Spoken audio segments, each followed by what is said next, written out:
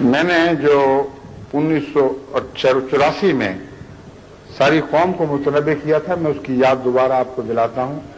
تاکہ آپ کو پتہ چلے کہ جو کچھ رونما ہو رہا ہے یہ اتفاقاً حادثے کے صورت میں نہیں ہے، یہ پہلے سے لکھی ہوئی تقدیر ہے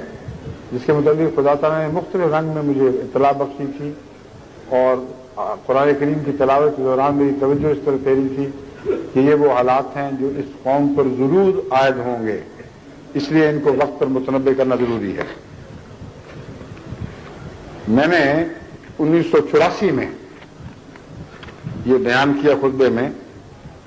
پاکستان پر بہت ہی خوفناک اور دردناک دن آنے والے ہیں، پاکستان پر بہت ہی خوفناک اور دردناک دن آنے والے ہیں، اس لیے میں پاکستان کے عوام سے اپیل کرتا ہوں کہ خواہ وہ بریلوی ہوں یا دیوبندی، خواہ وہ شیعہ ہوں یا کسی اور فرقے سے تعلق رکھتے ہوں، کہ اٹھو اور بیدار ہو جاؤ اور ہر اس تحریک کی مخالفت کرو جو کلمہ مٹانے کی تحریک آپ کے پاک وطن سے اٹھی ہے۔ اگر تم وقت پر حرکت نہیں کرو گے تو خدا کی قسم، خدا کی تقدیر تمہارے خلاف حرکت میں آ جائے گی اور اس ملک کو مٹا کر رکھ دے گی جو آج کلمے کے نام کو مٹانے کے درپے ہو رہا ہے۔ جس ملک کو کلمے نے بنایا تھا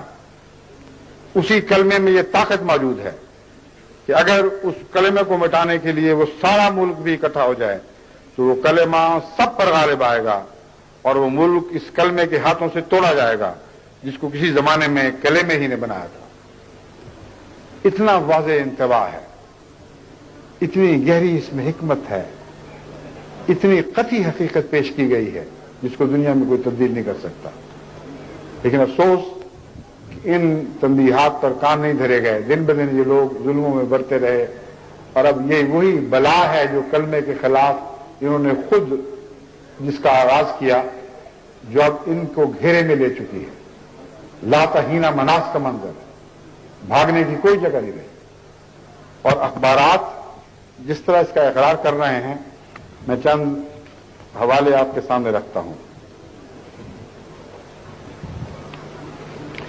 پھر اسی ضمن میں نے یہ کہا کہ وہ لوگ جو وطن بنانے والے تھے، جو صف اول کے شہری تھے، ان کو اپنے ہی وطن میں بے وطن کر دیا گیا ہے۔ اگر یہ حالت تبدیل نہ ہوئی تو ناممکن ہے کہ یہ سزا اس قوم کو نہ ملے جو مظلوموں اور معصوموں کو سزا دے رہی ہے۔